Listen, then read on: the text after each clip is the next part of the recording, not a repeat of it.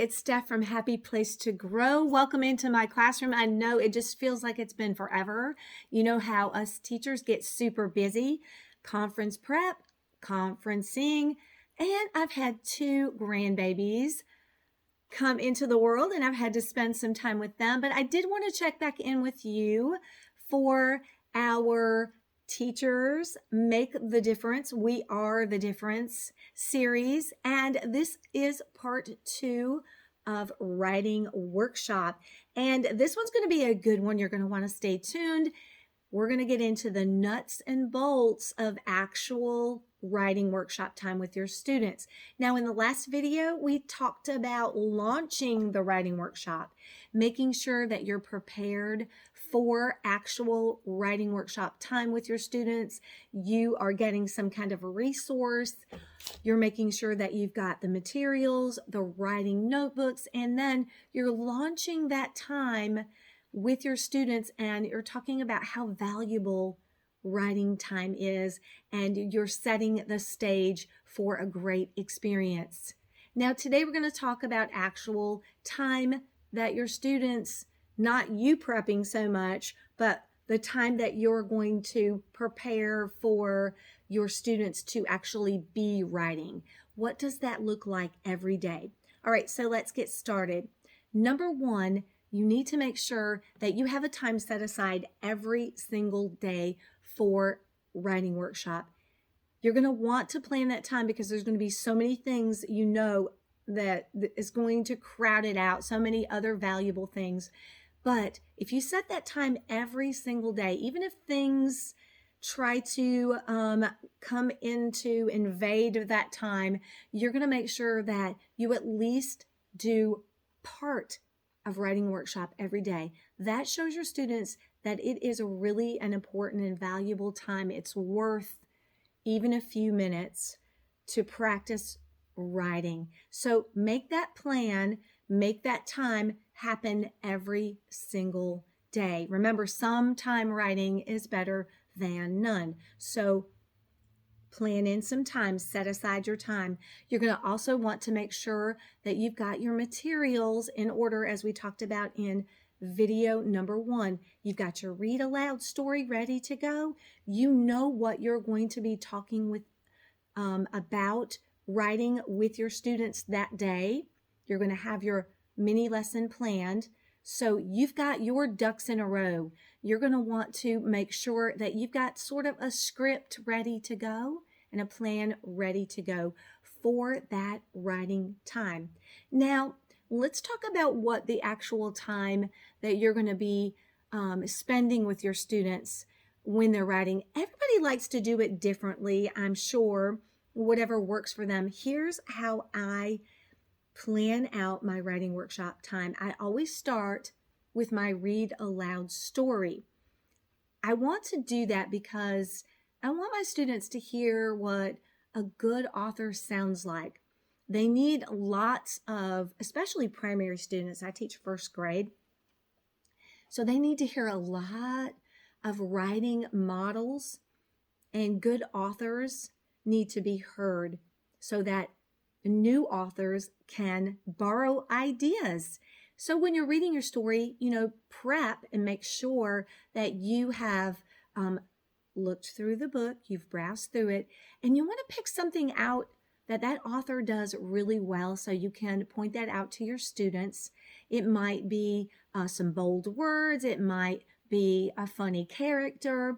So make sure as you're reading that you are modeling that think aloud and you're pointing out some things that the author does really well.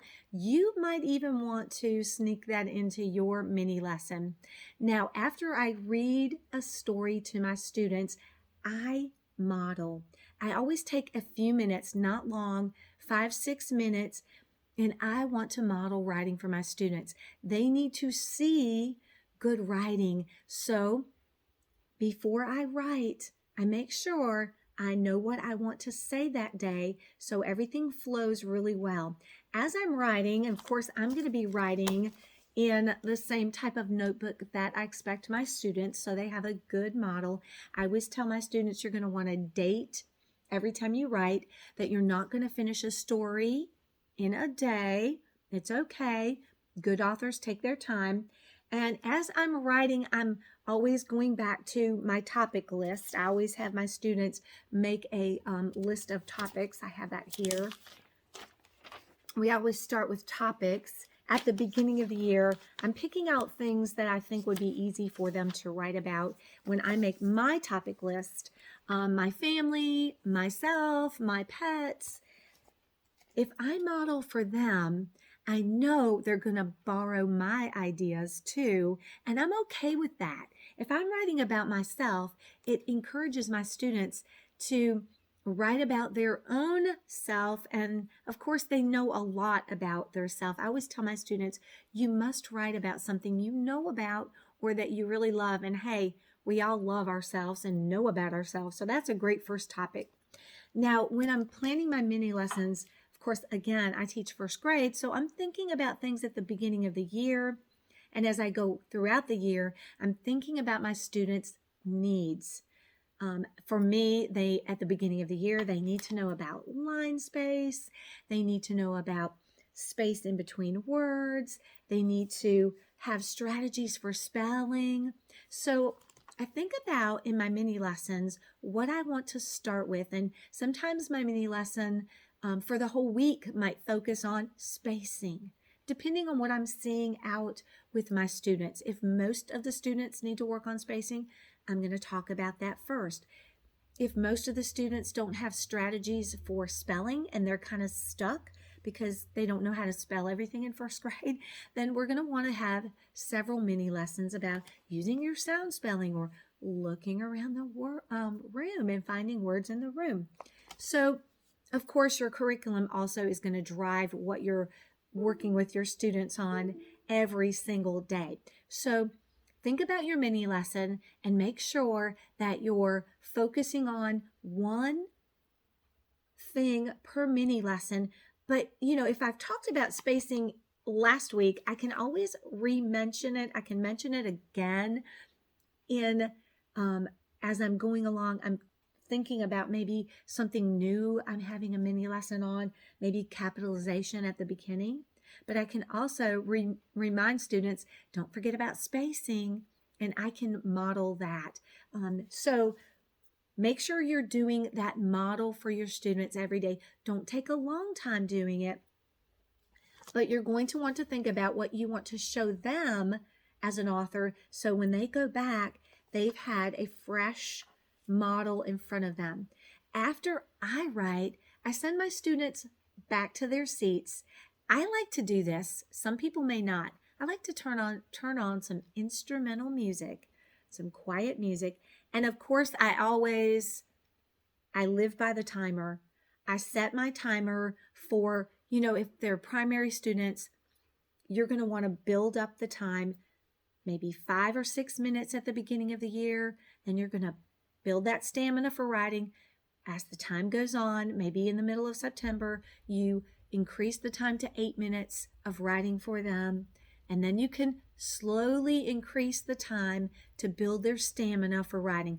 Don't expect them in September to write for 30 minutes. So get your little tiki timer. If you use a digital timer, I use an old-fashioned egg timer because I'm like so old. I always do the old-fashioned things. But set a timer, and when the timer goes off, my students know we're coming to a stopping place, and they don't have to be finished with that piece of writing, but they do know they're going to write and illustrate the whole time. Now, while the students are writing, I am going around with my clipboard. Now, I know this gives us probably a nervous feeling because if our principals come in with the clipboard, we know we're getting evaluated. I don't want my students to feel stressed about it. I just want them to know I'm coming around and I'm going to have a discussion with them. So we talked about making a calendar grid or some way that you're tracking who you're talking to and you're taking notes. So I'm going to be thinking about 2 or 3 students that I want to try to get to. And then the next day, I'm going to get to some different students. And I'm going to sit down with them, bring my little stool around, and we're going to have a discussion. Now, when I was going through my writing workshop class, my instructor said something really valuable and powerful. She said, make sure that as you're going around the room and you're talking with your students, that you receive their writing, you receive their piece. You know, you're going around and you're conferencing and you're going to think about things you want to talk to the students about. You don't want to fix everything. You don't want them to erase everything and fix everything and find everything wrong that they need to fix. Because you know at the beginning of the year, especially with young writers, that they're going to have a lot that needs to be worked on. Think about what you've talked about, the conversation you had when you had your mini lesson, and that's probably what you're going to want to focus on with your students if they need to work on that spacing, or maybe they've gotten some letters reversed. You could talk about, oh, let's fix your letters today. But you're also going to want to encourage them. You're going to want to find something that they've done really well, and you're going to want to leave them with some positive encouragement. We all need that, especially young writers. So don't try to change everything. Find one thing that you're going to work on, and then make sure you leave them with some positive, encouraging words. What did they do really well? What did they do right?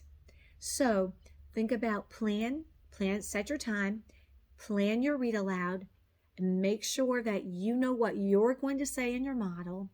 Send the students back to their seats for writing time, but make sure you're setting a timer to build that stamina. And you're walking around and you are making sure that you're checking in with them. That way they understand, my teacher does care about writing. She wants to know what I'm working on, and she's going to be around to help me. And she's going to let me share. Oh yeah, that brings me to the last thing you want to make sure that you're doing. Now, this won't be every single day, but you're going to want to do it every week. It's called sharing. Every author that writes a book wants people to hear the story. So what's really powerful for students is the fact that they can share their work with their peers out loud. So once a week, I have what I call a partner share time. Students bring their writer's notebook to the carpet, and I usually select a partner with young students. That's helpful. I select their partner, but of course you can choose a partner for students, or you can let them choose their partner. That might be fun sometimes. And we do eek, elbow to elbow, knee to knee. So we're sitting together, and their writer's notebook is on the floor in front of them. And I usually make sure that the students are paired off, and sometimes I say decide which partner is going first, or sometimes I just number them off like this: 1, 2, 1, 2, 1, 2, and I'll say, okay, today partner 1, you're sharing first. Then partner 2 is listening and looking while partner 1 shares his or her story. And then it's partner 2's turn. After partner 1 shares and partner 2, the partner that's listening is going to do a couple things. We've talked about the fact that they should give praise. What did their partner do really well? Find something good, and don't just say, oh, I like your pictures. Be specific. What did you like about the drawing or the illustration? Were they coloring very neat? Did they use details? If you talk about their writing, what did you like about their story? Be specific. Give specific feedback. We talk about feedback because we know we can get better if we have good feedback. I always tell them to make sure they find something good, give positive feedback. You know, they can even ask questions, or they can suggest something. Maybe they could say, you know, I like the story about your dog, but I didn't hear in your story your dog's name. You might want to add your dog's name if you continue this writing. So they can give feedback that suggests more information that could be added to the story. You know, we can all grow from good feedback. Now, the final way that I let my students share once a week is called the share chair. Now, I know you can't see this totally, so I'm going to pick it up. I call this the share chair because once a week, in addition to partner sharing, I select 2 or 3 students to share their story, their favorite story in their writer's notebook. It can be finished or not finished. They get to come in the share chair. We're all watching. They get to read their story. And of course,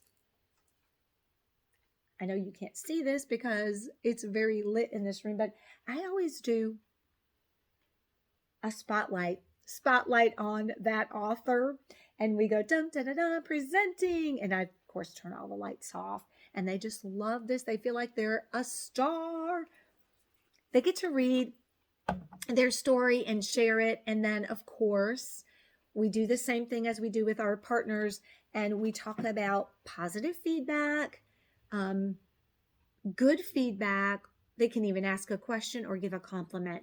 So they always feel so wonderful after sharing, and then everyone wants to share, of course. So you've got to let the authors share their stories. That is powerful, and that encourages them to keep on writing, because, you know, writing for young students, even for older students, is really a chore. There's a lot of steps to it and a lot of things you have to think about and get right. And of course, the task of writing is difficult. So this is going to spur them on. All right. Well, I hope this information about the actual time that students are writing was helpful. Let's close up this writing workshop video with some inspiration. You know, I am going through the first days of school, and I'm thinking about how important and valuable teachers are. We are the difference. So teachers, don't forget to set very high expectations for your students. They can rise to the occasion. Here's our quotes from this book. The first quote is actually from Henry Ford, and it was in this book. It's super, super powerful. Listen, whether you think you can or you can't, you're right. Henry Ford. So think about that for your students. If you expect them to, and you give them that expectation, they will rise to that occasion. Keep your students believing that they can do it, and they will be able to do it with your help and support. You are the difference. And I love this quote. This is my favorite quote. It's from a 6-year-old in this book, page 44. 6-year-old says, "My teacher thought I was smarter than I was. And so I was." If we believe in our students, we set those high expectations, we provide the plan and the support and the encouragement, we will have successful students, and we will make the difference. All right, until our next time together, as always, have a good one.